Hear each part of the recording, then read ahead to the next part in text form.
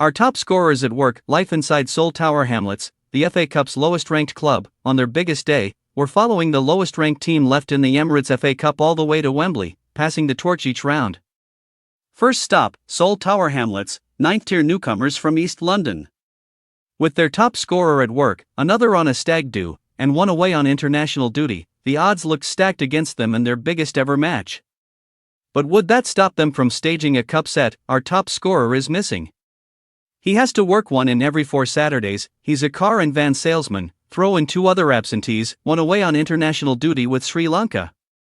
The other, on a stag do in Tenerife, and it's hardly the perfect team news for the biggest match in your club's history, but as I arrive at Mile End Stadium, home of Soul Tower Hamlets, the mood is anything but gloomy.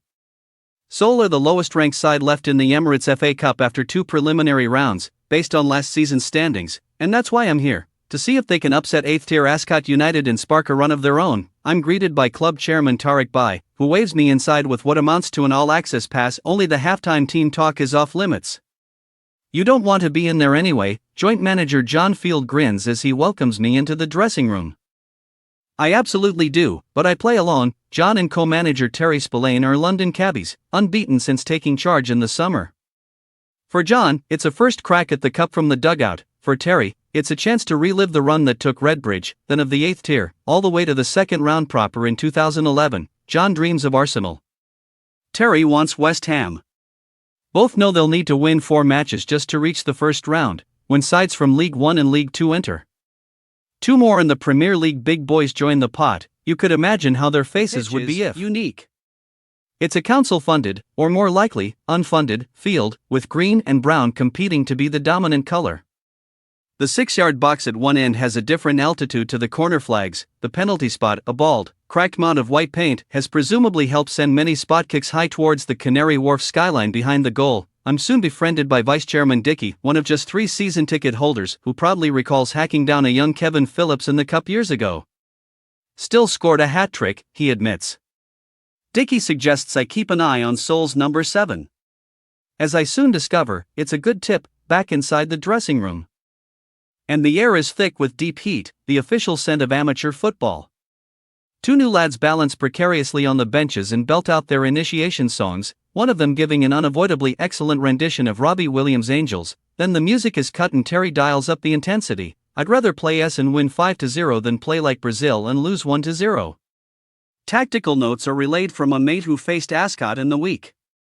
A phone rings mid-briefing. It's John's. That'll be a fine, we've got a fella here from Sky or something, Terry says, pointing my way. TNT, I reply too quickly, falling into the trap. The room erupts. Still, if the lads win, I'll add inspired an FA Cup victory to the CV. Kick off. I perch myself down in the solitary, unloved stand and briefly wonder if I could get a game at this level, despite my career highlight being the world's worst Panenka at Loftus Road. Needless to say, that fantasy was quickly killed off, and then, lift off. A sole goal from that man, the number 7, Georgian winger Sherman Arkmalads, who celebrates by sprinting not to his teammates but to kiss the club photographer. Luckily, she's also his wife. Play on. It's 3-0 and Mile End is bouncing. In the gents, I can hear the Ascot dressing room through the wall. Someone is going absolutely spare. I'm tempted to knock and offer my services. It can't get worse. The second half drifts by, lit up by stand-in striker Joseph Gregory controlling absolutely everything and Sherman trying to recreate Zlatan's 30-yard overhead kick against England, and sending the ball awkwardly bouncing 4 yards to his left. Ascot grab one back, but Soul strike again in injury time to finish them off 4-1. A good chunk of the 80 fans pour onto the pitch. It's a cup set. And more than that, it's proof of what Soul Tower Hamlets stands for, a club rooted in its community. Their ultimate mission to keep young people off the streets and away from knife crime. Back in the dressing room, Gregory is man of the match after a debut to remember. He hoists the speaker above his head. Freed from Desire rattles off the yellow walls. The dream rolls on. By Monday, the lads are back at their day jobs. The draw gives them Flackwell Heath, again from the division above, in the second qualifying round at home. 3 wins away from the first round proper, 5 from a potential Premier League giant. Realistically, Arsenal and West Ham are probably a dream too far. But for one August afternoon in Mile End, the FA Cup belonged to Soul Tower Hamlets. We'll be there again on September 13th, before the torch passes to the next lowest ranked team. All the way to Wembley.